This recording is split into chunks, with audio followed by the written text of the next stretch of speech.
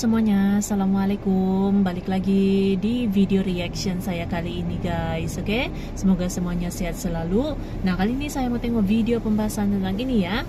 Cara cerdik Indonesia bikin angkutan logistik tembus negara-negara dunia. Wah, angkutan logistik ya, macam mana itu? So, jangan lama-lama lagi, mari sama-sama tengok video ini. Let's go.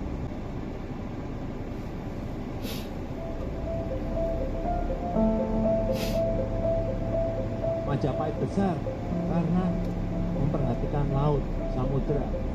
Zaman Sriwijaya dulu juga negara kita ini besar karena memperhatikan laut dan samudera kita. Tidak mengungguli laut. 2/3 Laut dan Indonesia samudera. adalah air. Ini yang kita sering tidak sadar. 2/3 Indonesia adalah air. Sepertiganya daratan. Iya, memang besar ya. Oleh sebab itu, Lautan di Indonesia itu konsentrasi kita besar. sekarang ada di air, di pelabuhan. Karena Pelabuhan. kita adalah negara kepulauan. Kita Oke. punya potensi besar. Kita punya peluang besar untuk melewati middle income trap. Kita punya peluang besar untuk menjadi negara berpenghasilan tinggi. Tetapi semua itu butuh prasyarat. Kita butuh infrastruktur yang efisien. Oke. Ini sudah mulai kita bangun. Kita butuh cara kerja yang cepat, yang kompetitif, dan berorientasi Cara pada kerja hasil. yang cepat. Ini yang terus kita upayakan.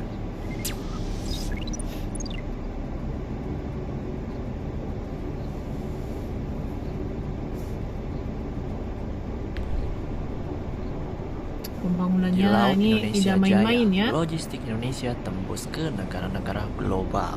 Mau tembus ke negara-negara global. Kebanyakan barang impor kita itu memakai gudang-gudang yang ada di Singapura, Malaysia gitu kan. Karena mereka Oke. memang di Singapura, Malaysia itu bisa dibilang free trade zone-nya itu udah cukup mapan gitu kan. Sehingga padahal Indonesia ini 60% ekonomi ASEAN ini ada di Indonesia gitu. Tapi karena fasilitas yang diberikan oleh Singapura, Malaysia, akhirnya kebanyakan barang-barang raw material atau barang supporting itu mereka numpuknya ada di Malaysia dan Singapura sebelum masuk ke Indonesia gitu. Jadi kita agak Numpuk lost dulu situ. di Karena Singapura atau revenue Malaysia baru logistiknya itu nggak ke masuk Indonesia. Oke. Sebagai ekonomi yang paling besar di ASEAN, seharusnya Indonesia juga menjadi pusat logistik di ASEAN gitu, Pak.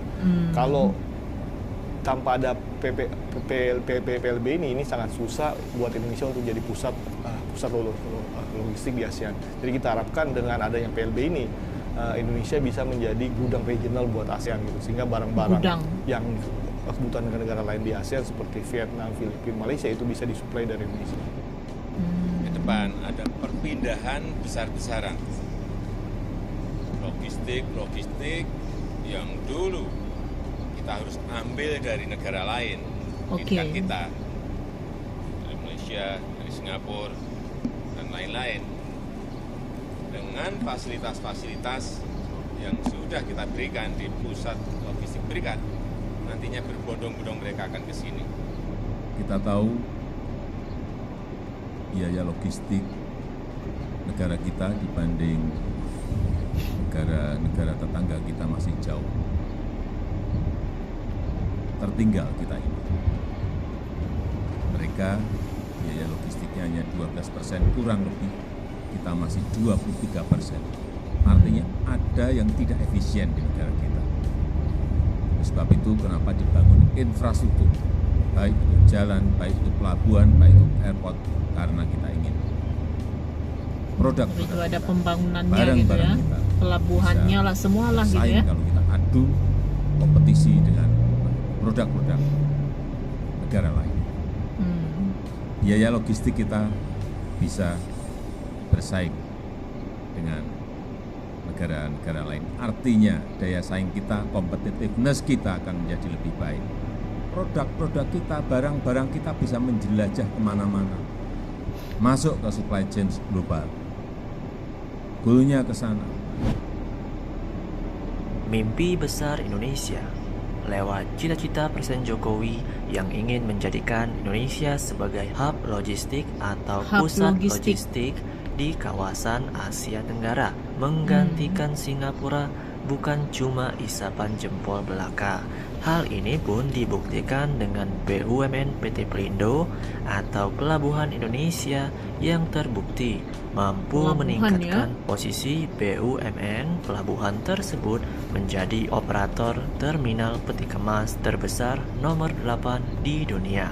Berkat yang merger terbesar. yang dilakukan PT Pelindo 1, 2, 3, 4 menjadi PT Pelindo Indonesia.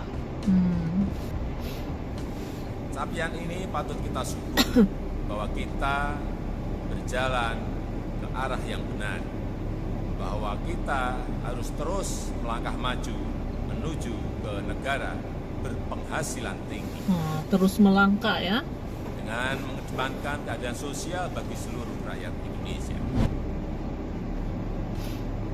Hal ini tentu sangat berdampak pada peningkatan kontribusi terhadap negara Indonesia. Dalam 2 tahun terakhir, konsesi Pelindo mencapai 360 miliar pada 2021 dan meningkat menjadi 473 miliar pada 2022.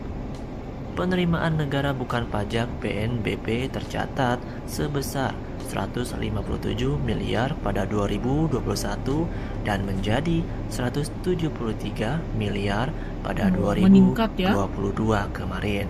Terus ada juga pajak penghasilan PPH Pelindo pada 2022 kemarin mencapai 1,815 triliun atau naik dari tahun sebelumnya yang sebesar 1,185 triliun rupiah. Sedangkan dividen Pelindo menyentuh angka 1,317 triliun pada tahun 2022 atau naik signifikan dibanding 2021 yang sebesar 560 miliar. 560 miliar. Selain itu juga untuk menyaingi negara Singapura yang sudah maju, negara kecil tersebut membuat Indonesia harus bekerja secara out of the box. Pemerintah Indonesia juga telah membangun 7 pelabuhan hub domestik 7 pelabuhan sebagai pusat hub domestik logistik di Indonesia.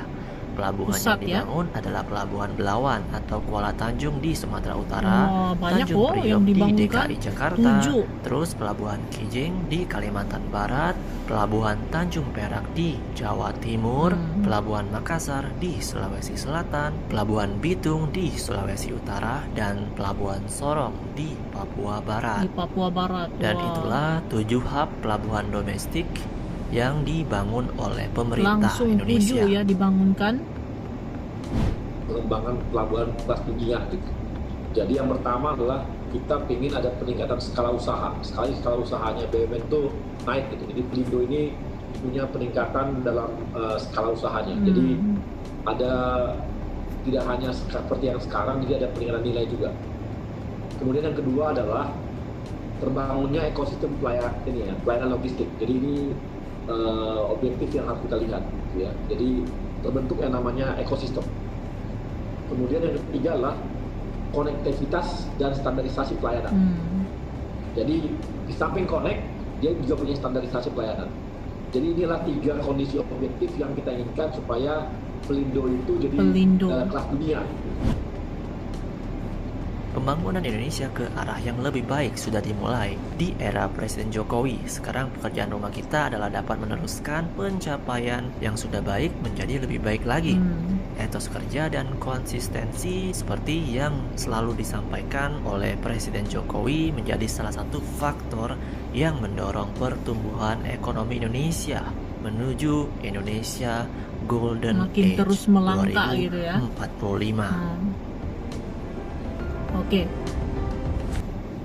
Oke guys, jadilah dia video pembahasannya ini. Jadi 7 hub domestik yang telah pun dibangunkan di Indonesia gitu. Pelabuhan lah gitu ya, 7 pelabuhan langsung dibangunkan 7 ini bagi meningkatkan lagi pelayanan, servisnya gitu ya. Dan gini makin melangkah maju lagi nih. Pelabuhan ya, pelabuhan di Indonesia, oke? So, terima kasih banyak sebab kamu sudah menonton video ini. Jangan lupa macam biasa untuk support channel saya dengan subscribe, like video ini, dan jangan lupa untuk komen juga, oke? Terima kasih banyak dan kita jumpa lagi di video seterusnya. Assalamualaikum.